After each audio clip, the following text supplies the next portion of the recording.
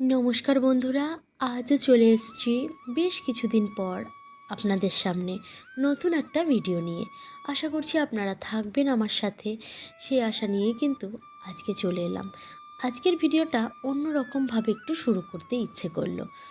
আমার বাগানের ফুল গাছ দেখিয়ে আজকের ভিডিওটা শুরু করছি। তাহলে চলুন মূল পর্বে যাওয়া যাক। আজকের বিষয় হচ্ছে ঈশ্বরের সামনে কাঁদলে কি হয়, সেটা নিয়ে আজকের বিষয়বস্তু হবে। যখন আমরা মন দিয়ে ঈশ্বরের আরাধনা করি তখন কিন্তু আমাদের এমনিতেই চোখ দিয়ে জল চলে আসে।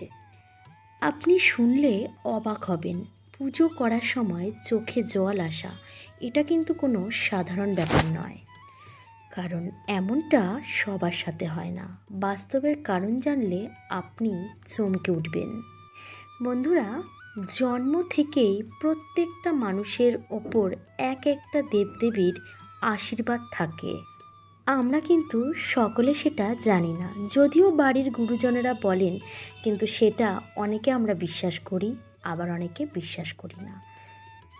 তাই আজকের ভিডিওতে বন্ধুরা আমরা ওটাই জানবো, এমন কোন অজানা শক্তির কৃপা আপনার ওপর রয়েছে। তাই বন্ধুরা, আপনাদের কাছে একটাই রিকোয়েস্ট, ভিডিওটিকে স্কিপ না করে প্লিজ পুরোটা দেখে যাবেন। আর অবশ্যই একটা লাইক করবেন। আপনাদের একটা লাইক আমার এই ছোট্ট ভিডিওটাকে অনেকের কাছে পৌঁছতে সাহায্য করবে। বন্ধুরা, একটা কথা সবসময় বলা হয় যে জগতের প্রত্যেকটা কোনায় কোনায় ভগবান বিরাজমান।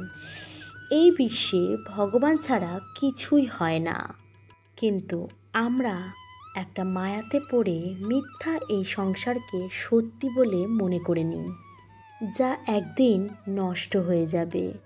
ফলে বিভিন্ন রকম কর্মবন্ধনে আমরা থেকে বিভিন্ন রকম সমস্যার মধ্যে জর্জরিত হয়ে যায়।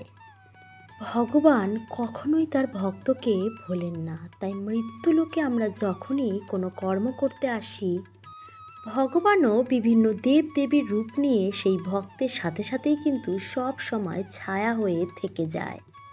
বন্ধুরা, আমরা যেহেতু মৃত্যুলোকে এসে উঠেছি, সেহেতু আমাদের কর্মফল তো আমাদেরকে ভোগ করতেই হবে। ভগবানকেও স্বয়ং এই মৃত্যুলোকে তার কর্মফল ভোগ করতে হয়েছিল। সেই কর্মফল যদি আমরা এই জন্মে ভোগ না করি, তাহলে কিন্তু আমাদের আরও একবার জন্ম নিতে হবে সেই কর্মফল ভোগ করার জন্য। কি আশ্চর্য লাগছে, তাই না? কিন্তু সেই জন্মেও ভগবান কিন্তু তার ভক্তকে একা একা ছেড়ে দেন না। তার ভক্তের সাথে সাথেই কিন্তু সেই জন্মেও থেকেই যায়। বিভিন্ন রকম সংকেতের মাধ্যমে তার ভক্তকে সব সময় সংকেত দিয়ে থাকেন। বিভিন্ন রকম সংকেতে তাকে কি করেন জানেন? তাকে মার্গদর্শন করান। তাই এই পৃথিবীতে যখনই আপনার নিজেকে একা মনে হবে, তখন আর কিছু করুন আর না করুন, এই সংকেতগুলোকে দর্শন করবেন। তখনই ভগবান আপনাকে তার মার্গ দেখাবেন যে কি করে আপনাকে আরও সামনের দিকে এগিয়ে যেতে হবে। ভগবান পাশে থেকে শুধু আপনাকে লক্ষ্য করবে তাই নয়, আপনার মনের যে আশা আছে সেটাকে পূর্ণ ভগবানই করে দেবেন।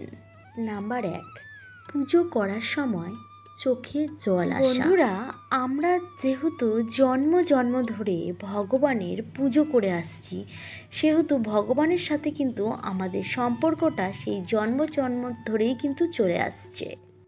তাই যখনই আপনি সেই দেবদেবীর মন্দিরে যান কিংবা সেই দেবদেবীর গান করেন, নাচ করেন, তখনই যদি চোখে জল আসে, তখনই বুঝতে হবে যে আপনি আর ভগবান।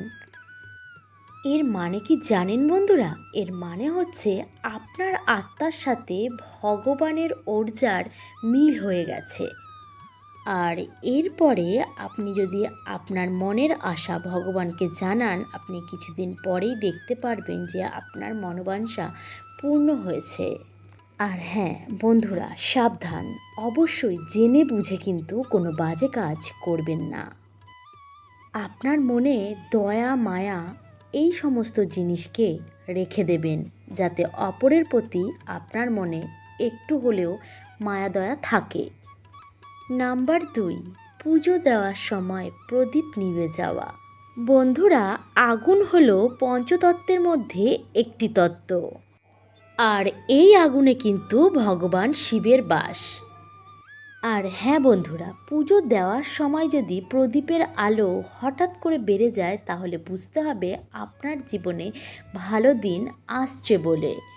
নাম্বার 3, হঠাৎই যদি পুজো করার সময় আপনার শরীর কেঁপে ওঠে আর লোম যদি জেগে ওঠে, তাহলে আপনি নিঃসন্দেহে ভাববেন আপনার আশেপাশে কোনো দেবদেবী আপনাকে লক্ষ্য করছে।